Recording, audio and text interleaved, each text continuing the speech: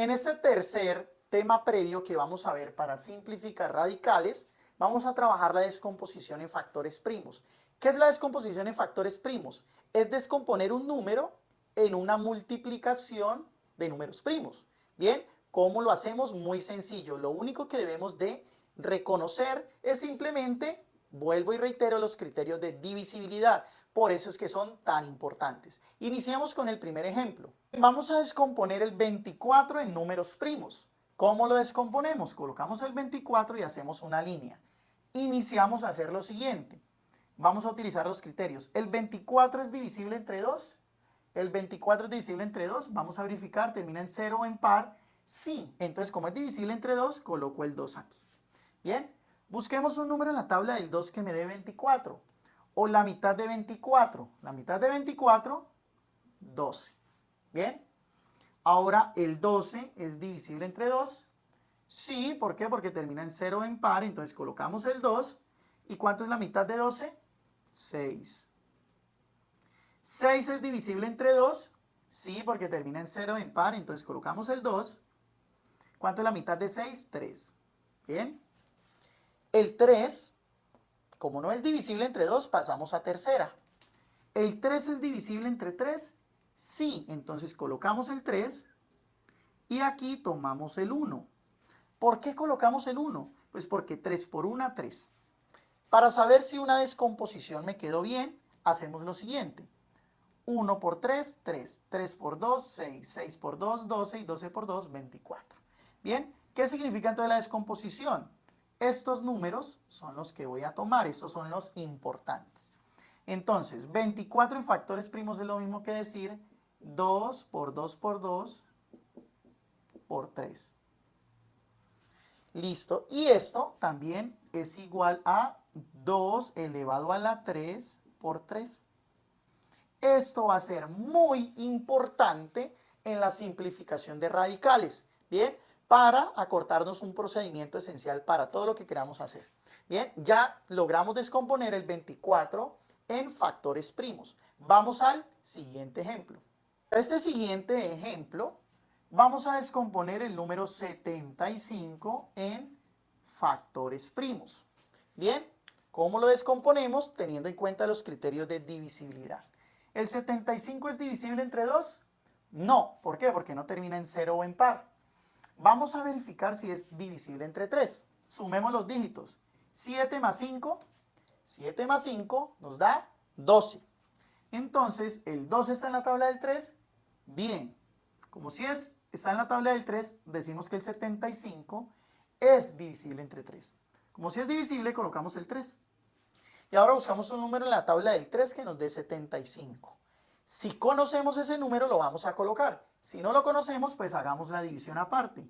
75 dividido en la tabla del 3, que se acerca al 7, 3 por 2. Bien, hacemos la división. En este caso nos da 25. Como el resultado es 25, tomamos el 25 acá. Bien, ahora lo que vamos a hacer es verificar si este 25 es divisible entre 3.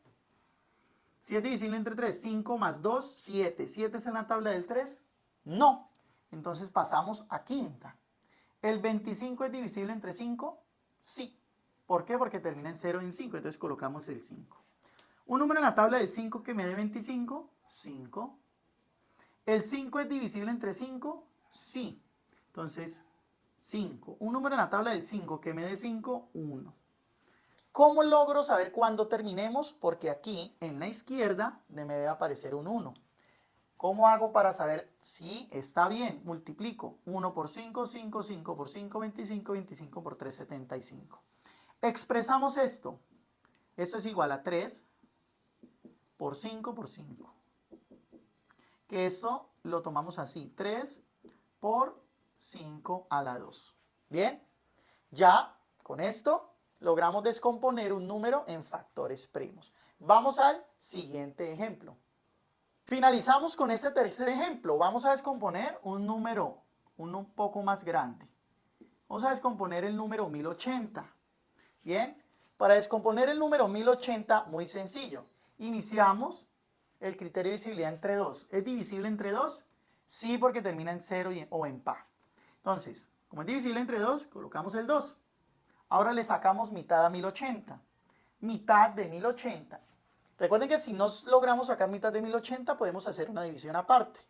Mitad de 1080 sería 540. ¿Cómo lo sacamos aparte? Lo hubiéramos sacado así, 1080 entre 2. 2 por 5, 10, a 10, 0, bajo el 8, 2 por 4, 8, 8, 0, bajo el 0, 2 por 0, 0, a 0, 0.